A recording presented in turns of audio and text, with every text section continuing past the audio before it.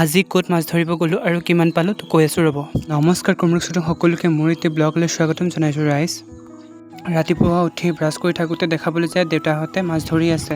তো ময়ো ৰখি নাথাকি মাছ ধৰা চাব গ'লোঁ। এইফালে আকৌ ৰাইজে কেতিয়া মাছ খাব পাম বুলি ৰখি আছে।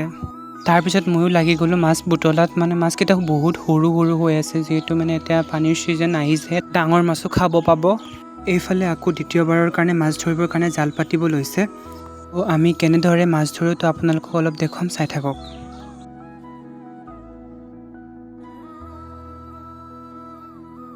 ৰাইজ আপোনালোকক এদিন লং ব্লগ বনাই পেলাই মাছটো মানে কেনেকৈ ধৰে তো আপোনালোকক এদিন দেখুৱাম, তো তেতিয়া ভালকৈ দেখা পাব। এতিয়া মই কুঁহিয়াৰ চোবাই চোবাই ৰখি আছোঁ যে কেতিয়া জালখন নুঠাব, আজি যিহেতু মাছেদি ভাত খাম ন, তেনেকৈ ভাবি আছিলোঁহে। এইফালে আকৌ ৰাইজৰ জাল উঠাব হ'লে তো ময়ো দৌৰি দৌৰি জাল উঠাবৰ কাৰণে গ'লোঁ। ইফালে চবেই অসযোগ কৰি আছে জাল উঠাবৰ কাৰণে, মানে অলপমান কষ্ট হয় এইটো প্ৰচেছটো। এতিয়া ভাইটিহঁতেও লাগি গৈছে মানে পানীৰ পৰা যেনে তেনে মানে উঠাবৰ কাৰণে। এইফালে আকৌ মই ভিডিঅ' কৰি আছোঁ আপোনালোকক দেখুৱাবৰ কাৰণে, তো আপোনালোকে ছাবস্ক্ৰাইব কৰি দিব দেই। এতিয়া চবেই মিলি জালখন উঠালোঁ আৰু এতিয়া আমি চবেই মাছটো বুটলিব লাগি গৈছোঁ। সৰু সৰু মাছ হয় ন, জালৰ পৰা মানে গুচি। দ্বিতীয়বাৰত ইমান এটা মাছ নাপালোঁ আমি, সেইকাৰণে মই পুঠি মাছটো ডাঙৰ দেখা পাই পেলাই এইটো লৈ যাব লৈছোঁ। মোৰ কাৰণে মই দুটা মাছে লৈ গ'লোঁ, এটা পুঠি মাছ ডাঙৰ আছিলে আৰু এটা বাথৌ মাছ। এই দুজনীকে ভালকৈ মই ফ্ৰাই কৰি খাম।